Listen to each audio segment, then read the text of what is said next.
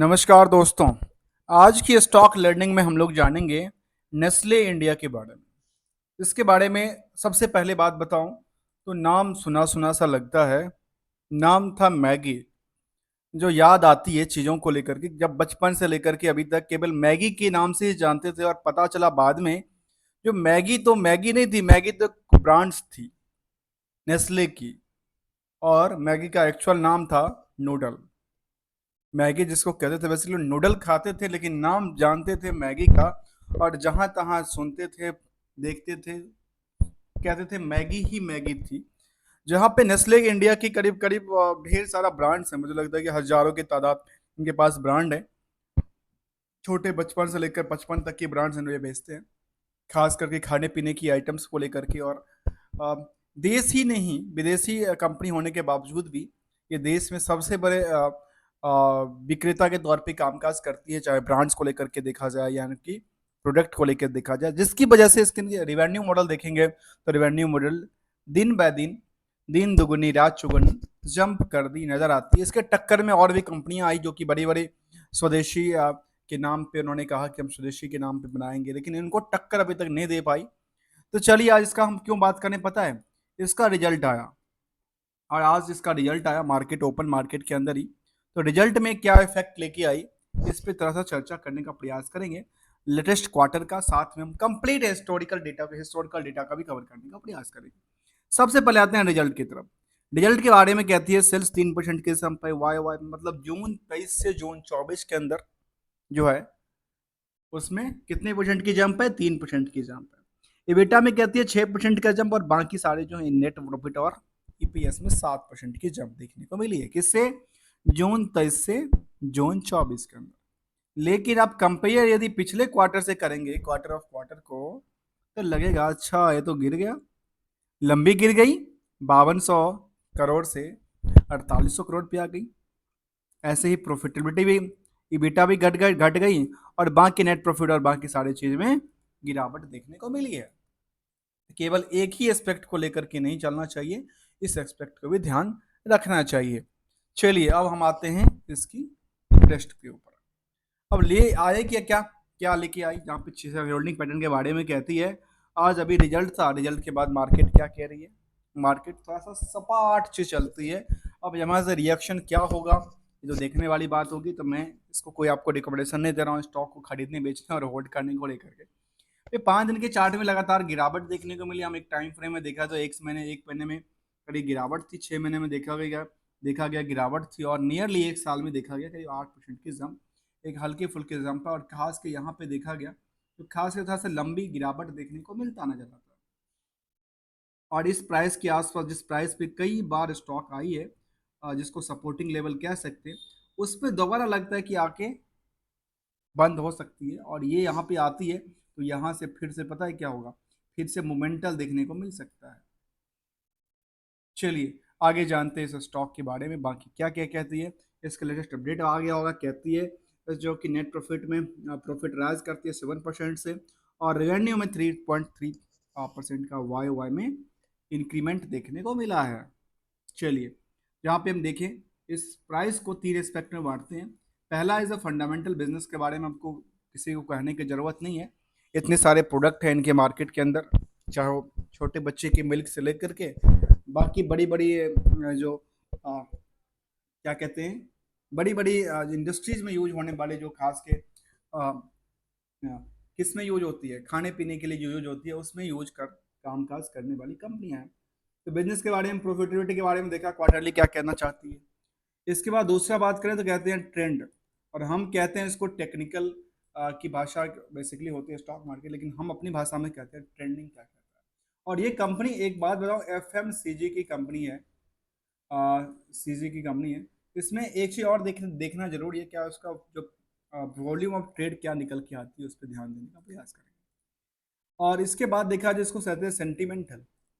Sentimental क्या कहती है? पल पल के न्यूज आर्टिकल्स और ऐसी इंफॉर्मेशंस जो कि इसकी मार्केट, जो कि इनके या तो स्टॉक को या फिर इनको बिजनेस को हिट और अफेक्ट कर सकता है, इसको कहते हैं सेंटिमेंटल। अगला पड़ाव पे चलते हैं। अगला पड़ाव में देखने को ये मिलेगा, इनका वॉल्यूम पे हम चर्चा करेंगे, डिटेल में चर्चा करेंगे। यहाँ पे बुक वैल्यू कहता है कितने का, 34 रुपये का। 35 रुपये का बुक वैल्यू है। और इंटरेस्टिक वैल्यू की बात करें तो ये निकल के आती है कितना का, 427 का। अर्थात इनका जो इनका इंटरेस्टिक वैल्यू है वो काफ़ी ज़्यादा है। किसके बेसिस पे, बुक वैल्यू से ज़्यादा देखने को नजर आती है। ये था एक एक एस्पेक्ट। दूसरा एस्पेक्ट की देखा जाए तो कहती है स्टॉक की, और ये एक आकलन है कहाँ से, प्रॉफिटेबिलिटी के बेसिस पे। अब ये एक बात ये है, क्वार्टर ऑफ क्वार्टर को ईपीएस पे देखना चाहिए कि क्वार्टर में क्वार्टर ईपीएस का क्या सिचुएशन है, उस हिसाब से बढ़ती नजर आती है, घटती नजर आती है। तो यहाँ पे देखा जा सकता है जो ईपीएस कहती है पूरे साल का 33.6 का, 60 का, इसके लेवल पे कहती है 74.50 का क्या होती है, स्टॉक पी कहता है। जबकि इंडस्ट्रियल के बाकी सेक्टर कंपनियां क्या कहती है, 65.70 का। अर्थात यदि इसके बेसिस पे इसको कंपेयर करेंगे तो लगेगा ये ओवर वेटेज हो चुका है पहले से। दूसरा इंडिकेशन इंडिकेशन कहता है price debt to equity ratio.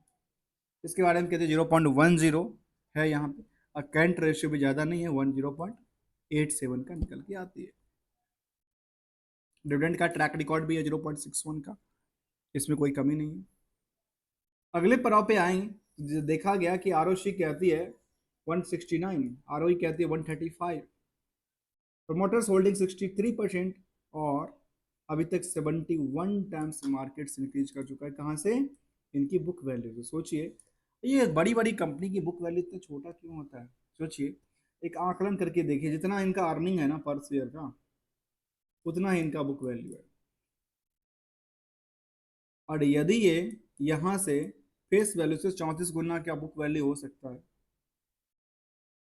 33 Guna earning कर सकता है, तो मार्केट इसलिए तो यहाँ पे 71 गुना बढ़ चुका है। कहाँ से, बुक वैल्यू से। जहाँ पे नंबर ऑफ शेयर होल्डर की तादाद भी कम नहीं है, काफी ज्यादा है, करीब करीब 96 करोड़ की number of share share number of share की तादाद, नंबर ऑफ शेयर है। अब नंबर ऑफ शेयर इतना है, इसमें ये क्या निकल के आता है, यहाँ पे ऊपरी सतह के लिए नीचे सतह, यहाँ पे कुछ लगता है। अभी कहता है स्टॉक ओवर वेटेज था। अब इस रिजल्ट में दो इफेक्ट हो सकता है, इस रिजल्ट में दो इफेक्ट ये हो सकता है। जो पहला एस्पेक्ट इफेक्ट ये हो सकता है कि जो फंडामेंटली तरीके से समझना चाहते हैं, जो ये ईयर अब यदि क्वार्टरली अब क्वार्टरली लगातार बढ़ती नजर आए तो बेटर हो सकता है, उनके लिए ये गिरावट है, उनके लिए कुछ है ही नहीं है। और जो केवल इसके बेसिस पे इसको देखना चाहते हैं, उनके लिए लगता है अच्छा ये तो मार्केट थोड़ा सा बूस्ट तो करती है, तो ये एक आकलन करके निकलती है।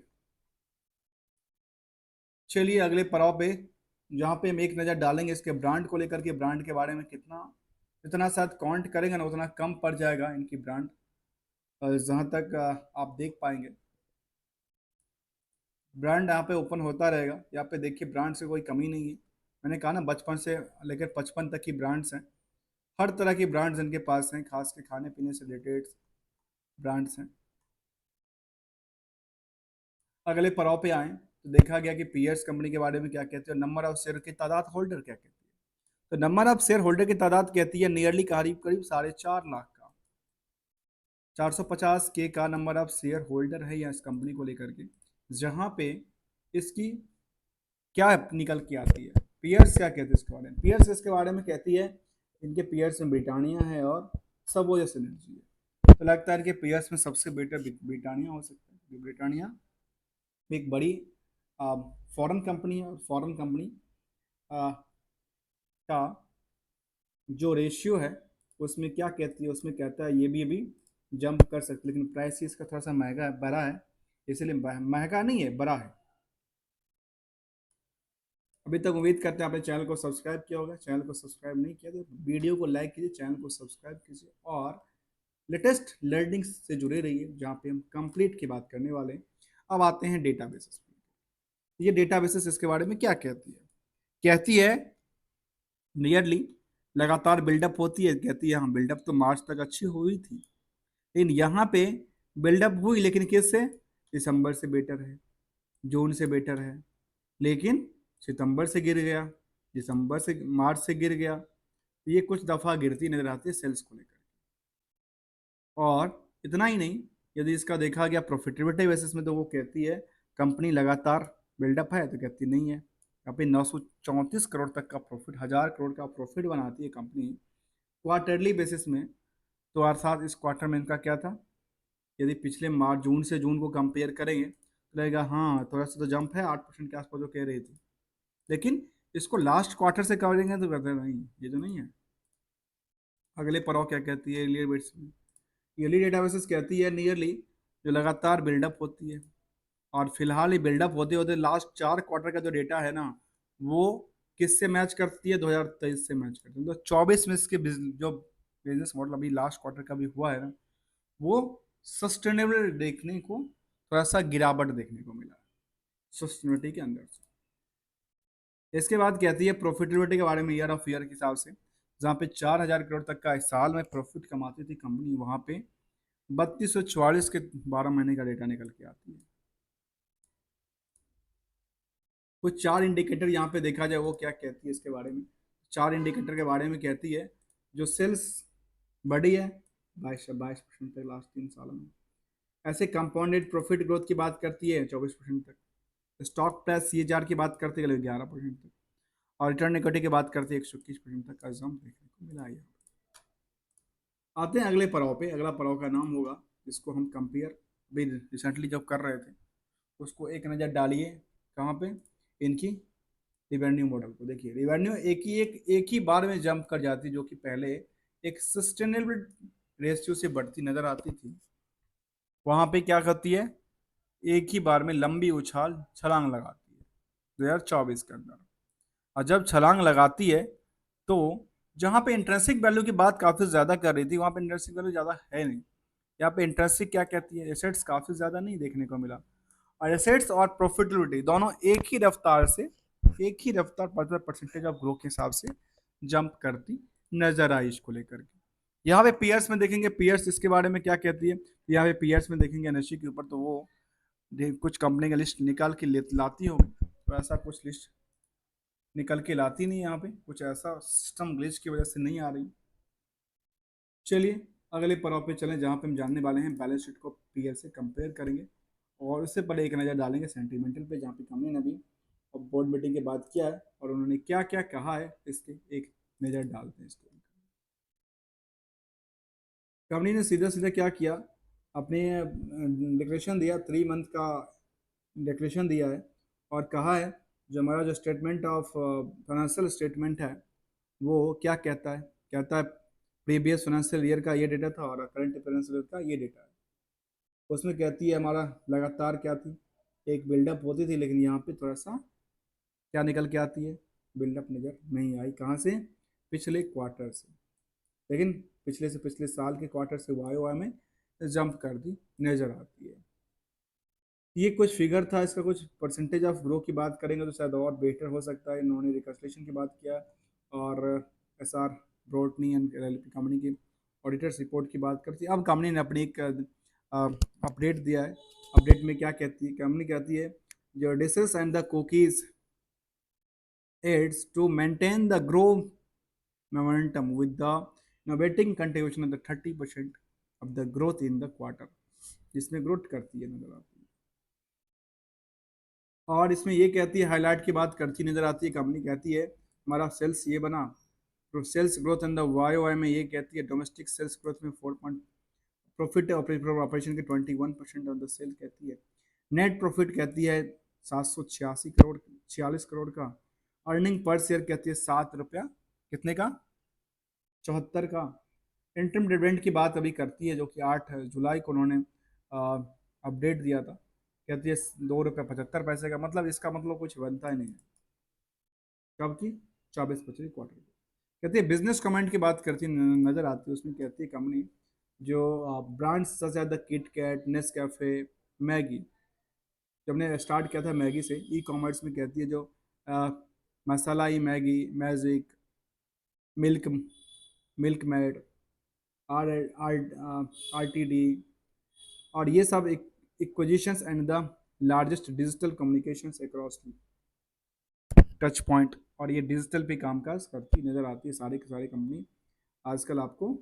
इसके बाद कहती है the Koko Krunch, Nestle Golds, ये सब इनके ब्रांड्स हैं। तो इनको देखा जा सकता है। आते हैं कंपेयर करने के लिए खास के यहाँ पे इसके बारे में क्या कहती है। इसके बारे में ये कहती है लगातार क्या हो रही है यहाँ पे बैलेंस शीट में, क्या इनका बैलेंस बढ़ती है, तो कहती है नहीं, बैलेंस हमारा बढ़ा तो था लेकिन थोड़ा सा बढ़ा था एज परसेंटेज ग्रोथ के हिसाब से। ऐसे इसको देखा जाए आंकलन में तो इन्वेस्टमेंट के पार्ट में क्या कहती है, फिक्स एसेट बढ़ा था, कहते हैं बढ़ा था थोड़ा सा 400 करोड़ का। और रिसीवेबल्स क्या कहती है इस मार्केट को लेकर के, जहाँ पे कहती है 300 करोड़ का। अर्थात कुछ अच्छी, मैं आपको अच्छी चीज दिखाता हूँ बैलेंस शीट पीयर को कंपेयर करने के लिए। ट्रेड रिसीवेबल कहता है 300 करोड़ का, और लास्ट क्वार्टर का सेल्स कहता है कितने का, 5200 करोड़ का। तब कितना परसेंट होता है, 6%। 6% का होता है। और प्रॉफिट क्या कहता है इसका, 4000 करोड़ का। मतलब प्रॉफिट के 10% भी नहीं है। 9%, 9 या 36, 9 चौक 36 भी हो जाता है।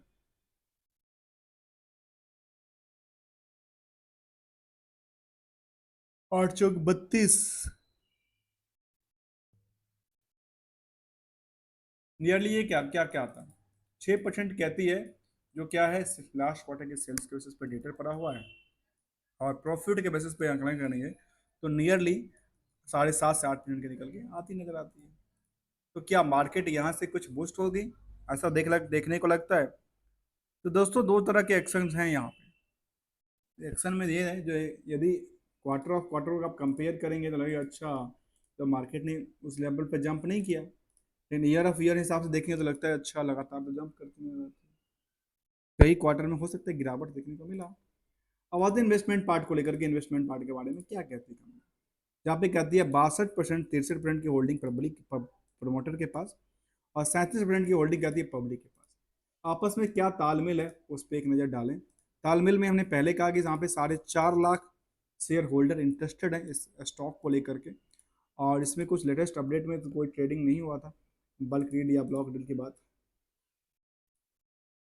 यहाँ पे जो प्रमोटर्स हैं उसमें नेस्ले ऐसे सिंगापुर शायद है। उसके बाद दूसरा जो मैगी हम लोग ब्रांड सुनते थे, मैगी कहते थे नूडल्स को, वो मैगी इंटरप्राइजेज हैं। और एफ आई की तादाद करीब 11%, डी आई की तादाद 9%, और पब्लिक की तादाद भी करीब 16% के आसपास की बनती है। उस पब्लिक की तादाद में रिटेल क्या कहती है, रिटेल के बारे में कहती है करीब करीब 9%, 9.5% की तादाद किसकी है, रिटेल की है। और ये कह सकता हूँ मार्केट में, यदि मार्केट अभी टूट रहा है ना, मार्केट अभी टूटा है कब से, कुछ दिनों में, ये यहाँ पे लगता है कि 10% के आसपास की किसके पास हो गई मार्केट, किसके पास आई मार्केट, आ गई रिटेल के पास। और यहाँ पे एक चीज देखा जा सकता है, मार्केट एक इसका कुछ सपोर्टिंग और रेजिस्टेंस ढूंढता नजर आता है। तो यहाँ पे मार्केट इसका सपोर्टिंग ढूंढने में लगा हुआ है, सपोर्टिंग लेकिन मिल नहीं रहा है इसको। क्या पहली बात, सपोर्टिंग इसको मिल नहीं रहा है। इस सपोर्टिंग पे ये आके खड़ी हो सकती है। एक सपोर्टिंग मुझे नजर आता है, वो सपोर्टिंग इसका ये कहता है नियरली कहाँ के आसपास, इसके आसपास, जिस प्राइस पे कई बार स्टॉक आकर के अटकी पड़ी है। एक तो ये देखने को मिली, और एक जो और थी जहां पे एक प्राइस जिसको कहते हैं, जहाँ पे बराबर आई थी स्टॉक, वहां से एक सपोर्टिंग लिया था। तो वो ये कहते, लेकिन उससे ये कोई फर्क नहीं पड़ता क्योंकि ये मार्केट में थोड़ा सा पैनिक हो चुका है। किसको लेकर के, रिजल्ट को लेकर के। हमने समझने का प्रयास किया नेस्ले को लेकर के, स्टॉक को लेकर के, और एज ऑन टाइम फ्रेम में कंफर्मेशन वो देखा, जो परसेंटेज ऑफ ग्रो क्या कहते हैं, चाहे एक साल के डेटा में, 5 साल के डेटा में देखने को लगे 112% तक जंप करती है। हाँ जंप तो करती नजर आती है। जहाँ पे चाहे वो फाइनेंशियल की बात करूँ या फिर इसकी क्वार्टरली डेटा की बात करूँ, हर जगह पे क्या नजर आती है, एक अच्छी पोटेंशियल तो निकल के आती है। फाइनेंशियल फंडामेंटल में कोई इशू नहीं है, लेकिन क्या इशू था, इशू केवल और केवल ये देखने को मिला था इनका जो लगातार क्वार्टर ऑफ क्वार्टर जब कहते हैं ना कभी काल, जो अच्छा ये लगातार बढ़ती ना नजर नहीं आती। तो यही है, कई बार कुछ चीजें बिकती है, कई बार कुछ चीजें नहीं बिकती है। और वॉल्यूम की उन्होंने बात ही नहीं किया, हमारा वॉल्यूम ऑफ ट्रेड कितना रहा, वॉल्यूम ऑफ कितना इंक्रीज करती नजर आती है। और दोस्तों thank you so much for joining hair.